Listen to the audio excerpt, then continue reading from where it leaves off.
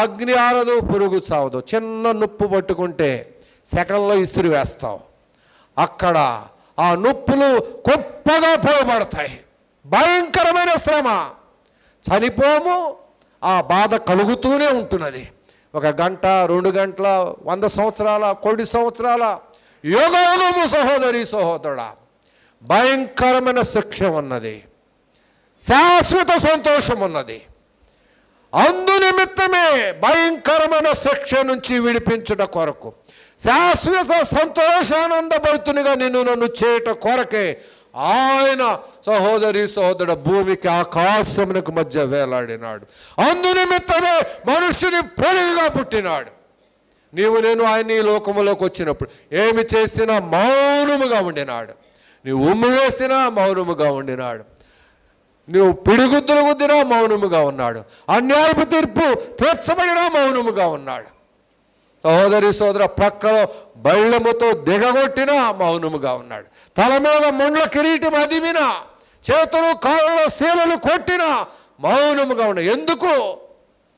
భయంకరమైన శిక్షకు నీవు నేను పాత్రము. ఆ యొక్క శిక్ష నుండి విడుదల పొందవాలంటే ఆ శిక్ష ఆయన భరించినాడు. పరిశుద్ధ రక్తము నీ కొరకు నా కొరకు చిందించినాడు. ఆ యొక్క రక్తము ద్వారా నిన్ను నన్ను కొనుక్కున్నాడు. కొనబడిన నీవు నేను ఆయన సొత్తైన వారము. ఇక నా ఇష్టం అనటానికి వీల్లేదు. నీ ఇష్టమంటే చేసుకో. అన్యాయం చేయవాడిని ఎంకను అన్యాయం చేయనేమో, అపవిత్రుడిని ఎంకను అపవిత్రుడిగా ఉండనేమో, పరిశుద్ధుడిని ఎంకను పరిశుద్ధుడిగా ఉండనేమో. ఇదిగో నేను త్వరగా వస్తున్నాను. వాని క్రియ చొప్పున ప్రతి వానికి చిన్నకు సిద్ధపరిచిన జీతం నా యొద్ద ఉన్నది. ఆయన యొద్ద సిద్ధపరిచిన జీతం ఉన్నది. నీ నా క్రియలను బట్టే సహోదరి సహోదరుడా, ఒక దినమున జడ్జిమెంట్ రాబోతున్నది. న్యాయాధిపతి అయిన దేవుడు సింహాసనాసీనుడై సహోదరి సహోదరు తీర్పు తీర్చబోతూ ఉన్నాడు. ఈ లోకంలో తీర్పులు, అన్యాయపు తీర్పులు ఉండవచ్చు, ఏదో అనుకూలంగా రావచ్చు. అన్యాయపు తీర్పు ఉండదు. సహోదరి సహోదరుడు, ఆయనలో పక్షపాతం లేదు. ఏ మనుషుడైతే ఆయన రక్తంలో కడగబడి దేవుని నీతిని పరిశుద్ధతను పొందగలుగుతాడో ఆ మనుషుని యొక్క పేరే జీవగ్రంథంలో రాయబడుతున్నది. అలాంటి వారే పరలోక రాజ్యంలో కూర్చున్నట్టుగా అర్హులు. లేకపోతే రాయబడకపోతే నిత్య నరకమే. సహోదరి సహోదరు, నిజముగా వీటిని నువ్వు గ్రహిస్తే నీ జీవితంలో మేలు పొందుతావు. లేకపోతే నిత్య నరకము, యుగయుగములు శ్రమ. చనిపోవటం ఉండదు అక్కడ. 1 రోజు 2 రోజులు ఉండదు. నొప్పులు గొప్పగా. ఒక్కసారి ఆలోచన చేస్తే ఎంత భయంకరం. సహోదరి సోదరు, ఉదయాన నేను కూర్చుని యోచన చేస్తుంటే అయ్యో ఎంత భయంకరమైన శిక్షణ. చిన్న బాధను భరించలేమే, ఎంత భయంకరమైన శిక్షణ ఎలా భరించగలము? ఆ భయంకరమైన శిక్ష నుండి నిన్ను నన్ను విడిపించడం కొరకు తిరుగుబాటు చేసిన నిన్ను నన్ను, దొంగలమైన నిన్ను నన్ను, వ్యభిచారులమైన నిన్ను నన్ను, తాగుబోతులమైన నిన్ను నన్ను, అబద్ధికులము, కోపిష్ఠులము, గర్విష్ఠులమైన నిన్ను నన్ను ఆయన ఎంతగానో ప్రేమించి ఆయన కుమారుని పరిశుద్ధ రక్తము ద్వారా కడిగి విమోచించి పరిశుద్ధ రాజ్యంలో కూర్చుండబెట్టుట కొరకే వచ్చినాడు. దీన్ని సహోదరి సహోదర తృణీకరించినావా? తృణీకరిస్తే నష్టపోతావు, గుర్తుపెట్టుకో.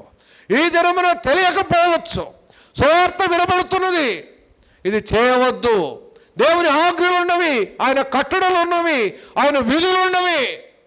భయము లేకుండా నీవైనా నేనైనా సరే భక్తి కట్టుకుంటే ఒక దినాన నష్టపోతావు. ప్రియ సహోదరి సహోదరుడా, వాటన్నిటి నుంచి తప్పించడం కొరకు ఆయన అనుభవించినాడు.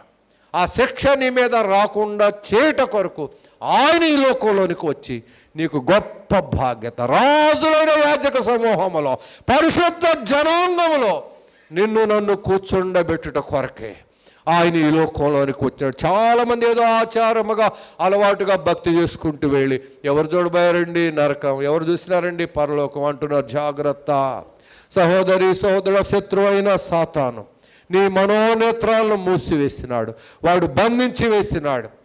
ఏదో ఆచారపు భక్తులు నెట్టి వేసుకుంటున్నాడు. జాగ్రత్త. అయితే నష్టపోయిన దినాన నరకంలో కళ్ళు తెరుస్తావు. అప్పుడిక సమయం అయిపోతున్నది. దేవుడు కూడా ఏమి చేయలేడు. ఇప్పుడు నీకు నాకు సమయం ఇచ్చినాడు. సహోదరి సహోదరుడా, తిరుగుబాటు చేస్తే ఆయనకు వచ్చే నష్టమేమి లేదు, నీవైనా నేనైనా. అయితే నిన్ను బట్టి నన్ను బట్టి లోబడనల్లని ప్రజల వైపు దినమంతా నా చేతులు చాపుతూ ఉన్నాను. ఆయన చేతులు చాపుతూ బ్రతిలాడుతూ ఉన్నాడు. ప్రయాసపడి భారం మోసుకొనుచున్న సమస్త జనులారా నా యొద్దకు రండి, భూదిగంతముల నివాసులారా నా వైపు చూసి రక్షణ పొందుడు. నేనే దేవుడును, నేను తప్ప వేరొక దేవుడు లేడు. సహోదరి సహోదరుడా, ఆయన కార్యము చేయగా త్రిప్పివేయగలిగిన వాడు ఎవ్వరూ లేరు. అలాంటి గొప్ప దేవుడు. అయితే ఆయన నిన్ను నన్ను ప్రేమించి నశించిపోతున్న నిన్ను నన్ను వేదకి రక్షించడం కొరకే ఈ లోకంలోనికి వచ్చినాడు. అయితే ఆయన వైపు చూడగలవా? ఆయన పాదముల వద్ద కూర్చుని బ్రతిలాడుకోగలవా? సమయం అయిపోయిన తర్వాత కేకలు వేస్తావు. లాజరు పరలోకంకి వెళ్ళాడు, ధనవంతుడు నరకంలోకి వెళ్ళాడు, అప్పుడు కేకలు వేస్తున్నాడు.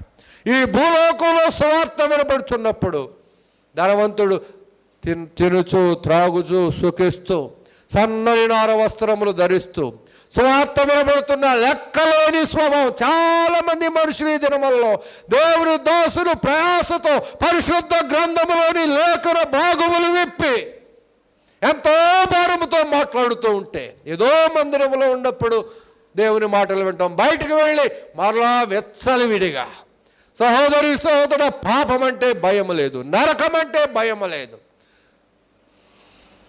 ఆయన నిన్ను నన్ను చూస్తున్నాడు, జాగ్రత్త.